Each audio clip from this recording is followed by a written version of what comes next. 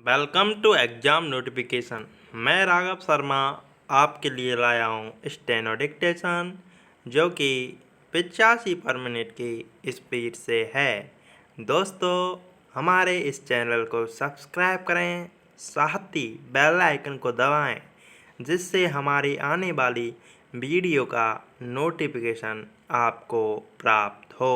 दोस्तों, यह राजस्थान संपादकीय से ली गई डिक्टेशन है। तो दोस्तों, हमारी यह डिक्टेशन शुरू होगी 5 सेकंड बाद। कोरोना संकट और लंबे लॉकडाउन के बीच अपने घरों की ओर लौट रहे प्रवासी श्रमिकों के पलायन को लेकर सरकारों की चिंता दो तरह की है। जहां ये श्रमिक लौट रहे हैं वहां इनके पुनर्वास की, और जहां से आ रहे हैं वहां आसन्न श्रम संकट की। केवल श्रमिक वर्ग ही नहीं, यह चिंता दुनिया के दूसरे देशों में अध्ययन व रोजगार के लिए गए प्रवासी भारतीयों की भी है, जो सरकार के खास प्रयासों से अब धीरे धीरे अपने वतन लौटने लगे हैं। इनमें कुछ ने अपनों के बीच आने के लिए तो अधिकांश ने रोजी रोटी छीनने के कारण अपने देश का रुख किया है। कुछ दिनों से चल रही श्रमिक स्पेशल ट्रेनें लाचार और बेबस मजदूरों को अपने घर तक लाने में जुटी हैं। यक्ष प्रश्न यह भी है कि जो खाली हाथ घर लौटने को मजबूर हुए हैं वे क्या अपने गांव या घर में सुरक्षित रह पाएंगे।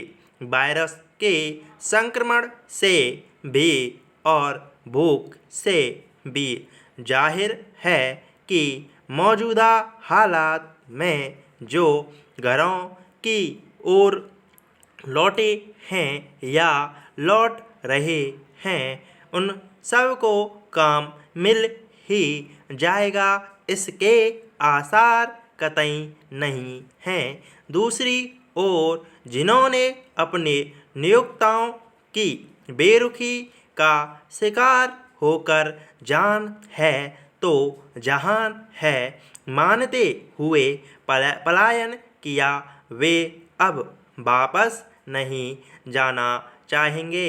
ऐसा भी नहीं लगता जो राज्य सरकारें पलायन कर गए श्रमिक समुदाय से लौटने की अपील कर रही हैं। वे यदि लॉकडाउन के तत्काल बाद ही उनकी सुध ले लेती तो शायद पलायन कर रहे श्रमिकों की दिल दहलाने वाली तस्वीरें सामने नहीं आती। ठीक ऐसे ही हालात से दो चार होकर प्रवासी भारतीय भी लौट रहे हैं। हो सकता है कि हालात सामान्य होने पर इनमें से कुछ फिर वापस हो जाएं, लेकिन जो वैश्विक परिदृश्य बना है उसमें दुनिया के सभी देशों में प्रवासियों की रोजी रोटी खतरे में है। पैरा वजह भले ही आकस्मिक आपदा रही है, लेकिन अब रोजगार ही वेंटिलेटर पर हो तो हालात की भयावहता का अंदाज़ा लगाया जा सकता है। देखा जाए तो अब वक्त आ गया है जिसमें ऐसी नीतियां बनाई जाएं जिनसे लोगों को स्थायी रोजगार मिले, इसके लिए श्रम कानूनों सहित कई तरह की व्यवस्थाओं में व्यापक सुधार की ज़रूरत है। शहरों से ज़्यादा अब गाँवों को विकसित करना होगा। जाहिर है कि लघु उद्योगों के साथ साथ कृषि उपज आधारित उद्योगों को गाँव में ही बढ़ावा देना होगा। हालांकि अब भी ऐसे ज़्यादातर उद्योग ग्रामीण क्षेत्रों में ही हैं, पर विभिन्न कारणों से स्थानीय लोगों को उसका उचित लाभ नहीं मिल पाता है। इसके लिए संबंधित कानून के साथ साथ व्यापक स्तर पर भूमि सुधार भी करना होगा, ताकि ग्रामीण अर्थव्यवस्था को पुनर्जीवित किया जा सके। निवेश के मामलों में सरकारों को अपनी एकल खिड़की योजना को भी प्रभावी तौर पर लागू करना होगा। हमारा आगे का रोड मैप ही तय करने वाला है कि मंदी के दौर और रोजगार की अनिश्चितता के बीच सबको कैसे राहत दी जाए।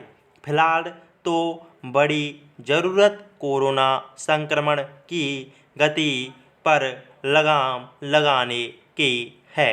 खास तौर से गाँव को इससे बचाने की ज़रूरत ज़्यादा है, जहाँ पहले से ही स्वास्थ्य सुविधाएं राम भरोसे चल रही हैं।